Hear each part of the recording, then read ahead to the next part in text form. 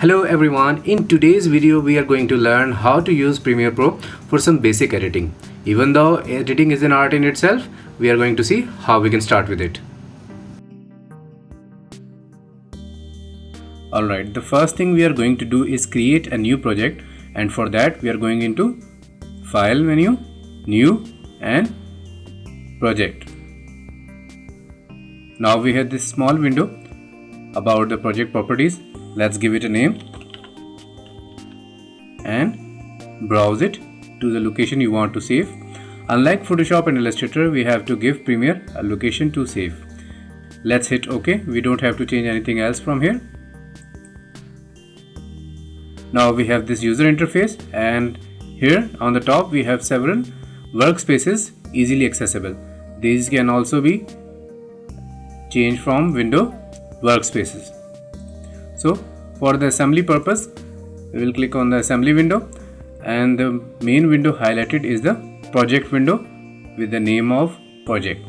Now in this window we are going to collect all the files we are going to use in this project. So let's double click on it and browse to the folder and select those files. Click open. For Premiere projects and editing projects, it's always advisable to keep all the related files in one folder. So whenever you need them, there are no missing files you may have accidentally deleted or moved. Now we have to create a timeline. We have to create a sequence. For that we are going to deselect these and right click to get the menu. In the menu we are going to new item and sequence. Now the project is an overall project. It's a book, and the sequence is like chapters and content. It is not necessary to have only one sequence or more than one sequence. It totally depends on your project. For a small video, one sequence would be enough, and for a large video, perhaps several sequences. So in the sequence window, we can either choose from the preset or we can declare our own. Let's say we want to do a custom settings. Now what we are going to do is go into the editing mode and select custom at the top. Then we are going to change the frame rates. 25 is good enough, but we want to do a 30 frames per second video for the purpose of web. Now change the dimensions of the video.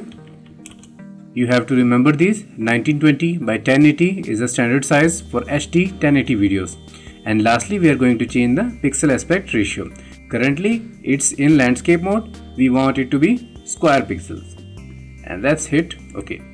Now our sequence is ready and our timeline is active where the same sequence is placed.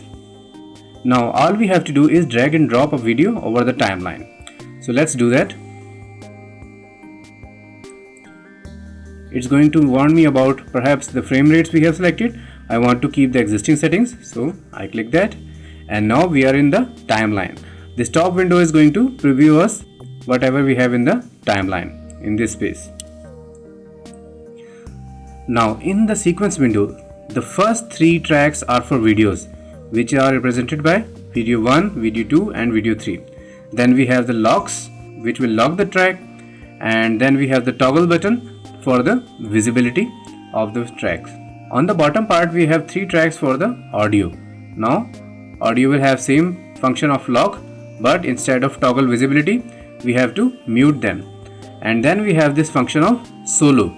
Solo means when you click on solo, only this track will play and all others will be automatically muted.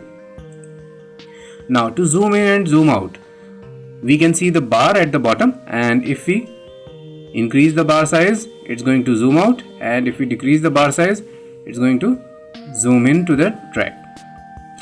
We have this tools bar, and we have different tools here. We are going to explore them in next series. Now to zoom in, we can also use the same shortcut as of Illustrator and Photoshop, Alter and Scroll wheel. With the help of Alter and Scroll wheel, you can zoom in and zoom out of the clips. And for the panning, we have this bar, and we also have this hand tool. So either we can use the bar or we can use the hand tool, whatever is easier for you. Now just like Illustrator, we are going to immediately revert back to the selection tool. Let's import other videos. This is good, and let's import the last video. Now you will see that this video has different color tone from others. Why? Because this has an audio track. We are going to delete this audio track. So let's click on the audio track and delete it. But that won't happen. So let me undo with the help of Ctrl Z. Why that happened is because both these tracks, audio and video, are linked to each other. So when I select one, other will be highlighted as well. To break the link, we have to right click on it and unlink. Now we can select a track and delete that. So we have all three tracks on the sequence. I want to apply transition effects so the videos don't cut abruptly.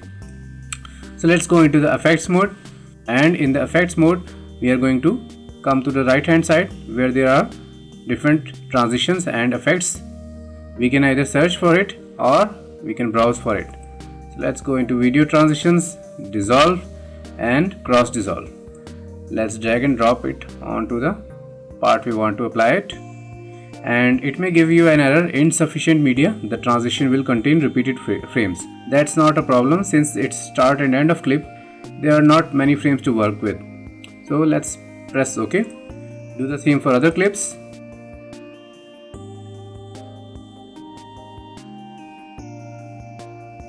On the start and end, I want to dissolve into the black color. So there is a dip to black. So let's apply that to the end and apply the same thing to the front. Now let's see what it's doing. You see, it's disappearing into, dissolving into the black color, and same will happen at the end. Since the video is being previewed, it may not work that smoothly. And if you want to play the video, you can simply press spacebar or use this button to play and pause. So let's say if I click on it, it's going to play the video, and if I stop it, it's going to stop the video. Its shortcut key is spacebar. Now we have videos all set up and I want to add a soundtrack to it. So let's drag a track. So now this track is longer than our video, and let's first mute it so it doesn't disturb us, and we want to cut it. So how do we cut it? With the help of this tool, razor tool. Now let's zoom in to the point we want to cut it, alter and scroll wheel, and let's cut it right at the end. Now our clip is split into two parts. So let's go back to the selection tool, select the extra area and delete that. In this green track you can also see the sound waves. So currently it's ending very abruptly and very sharp cut. So I don't want that. I want to give it a transition like I have given to the video. So let's select the track and effects control window will appear. If it doesn't, make sure to click on these two arrows and select the effect control. Now in this effect control window there are levels from which we can control the audio level, and we are going to reduce that, but I want to animate that. So let's select the starting position of that animation, which would be equal to the dip to black video effect, and let's create a keyframe here.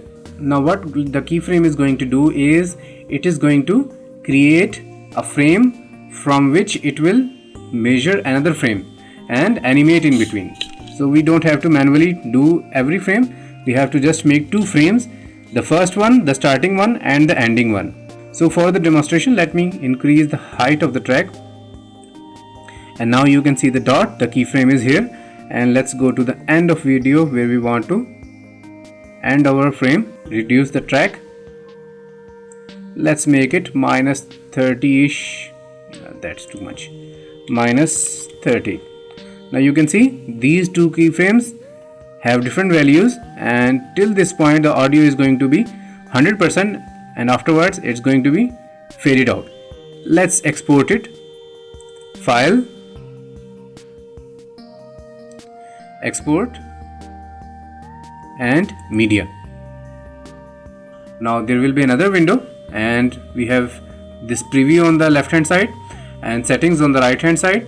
Few settings you may have to remember for the time being, and to try to understand them and read about them, we are going to select the format.